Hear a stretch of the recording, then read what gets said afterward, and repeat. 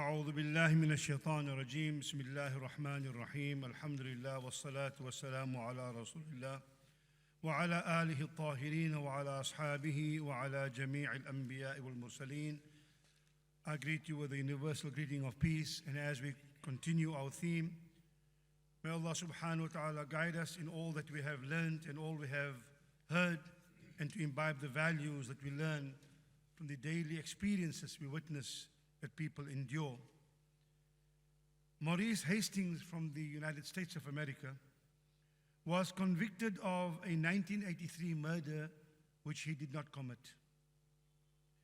And this month, March 2023, he was declared innocent by a judge in Los Angeles after he had spent 38 years in prison. He went to jail in 1985 at the age of 31, and he came out of jail this month at the age of 68. A victim of false testimony and subsequently separated from his family, robbed of his dignity, and denied 38 years of freedom of his life. How could this happen, we ask? Well, it did happen, and these things do happen. You see, when slander, accusations, vengefulness, and condemnation prevails in any society, then many innocent people are bound to suffer. Therefore, to prevent innocent people being victims of the evil insinuations of people, we find among the fundamental aspects of Islam the teachings of the preservation of human dignity and the respect for the rights and integrity of human beings. The Prophet ﷺ said, وَالْمُؤْمِنُ مَنْ أَمِنَهُ النَّاسِ عَلَى دِمَائِهِمْ وَأَمْوَالِهِمْ وَأَنفُسِهِمْ. A mu'min is that person in whom humanity at large, in other words, that person through whom human beings as a whole find safety and security regarding their life, their honor, and their property.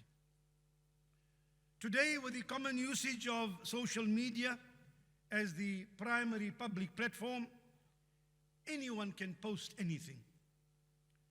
And social media has become the channel for broadcasting all kinds of information, whether good or bad, true or false, motivational or discouraging, praising or humiliating, complimentary or insulting, unifying or divisive.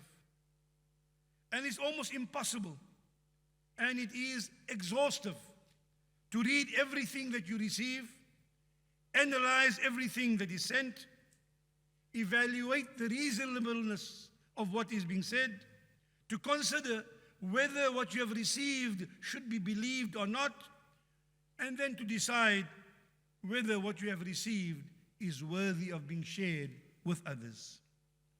Of course, there are people who always send negative information in particular. Whenever they hear something bad about someone, they forward it to others.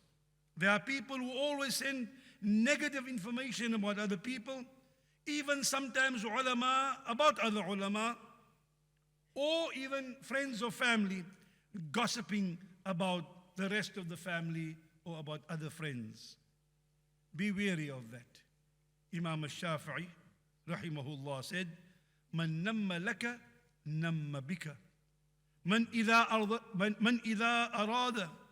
أرضيته قال فيك ما ليس فيك من إذا أرضيته قال في ما ليس فيك إذا أغضبته قال فيك ما ليس فيك." Imam Shafi'i said, whoever speaks bad to you about other people, be rest assured he speaks to other people bad about you. من نم لك نم بك ومن إذا أرضيته قال فيك ما ليس فيك. And when he's happy with you, he'll praise you and say good things about you that you don't even deserve. But the same person, when he's angry or displeased with you, will say bad things about you that are not true and that you don't deserve. So be conscious of what we hear what we receive. And more importantly, let's be careful of what we say, where we say it, how we say it, who we say it to, and most importantly, why are we saying it? There's no law in any country that obligates you to forward anything to anyone. So in this era, in this period of global instantaneous communication, which is very beneficial, but also opens the door to fitna. Expansive fitna. I don't mean expensive, I mean expansive, far-reaching. With a click of a button, you can reach anyone, anywhere in the world. And the whole world has access to that information which you have forwarded. And some of us, without verifying the truthfulness of the content of what we have received, we forward this to other people. And the Rasul sallallahu alayhi wa sallam, hadith documented in Sahih of Imam al-Bukhari, said, Inna Allah kariha lakum qila wa qal. Allah detests, Allah dislikes, vehemently dislikes that you carry tales from one person to the other. You know, he said, she said. No verification. I don't know, someone said, so I'm just telling you. Allah detests qila wa qal. The hadith is longer. He said, Inna Allah yukrihu lakum thalatha. Qila wa qal wa kathrati su'al wa ida'at al-mal.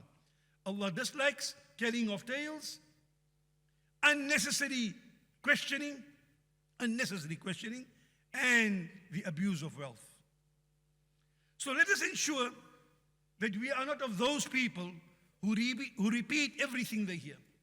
Let us not be of those who repeat everything we hear and forward everything negative that we receive, because such an action, which is quite common, is highly irresponsible and an extremely bad habit. In this month, where we try to remove bad habits, let that be one bad habit that we put to rest. The Prophet sallallahu alayhi wa alihi wa ashabihi wa sallam warned, hadith documented in the Sahih of Imam Muslim, كَفَى بِالْمَرْءِ كَذِبًا أَن يُحَدِّثَ بِكُلِّ مَا سَمِعَ. Sufficient is the sign that you are a liar.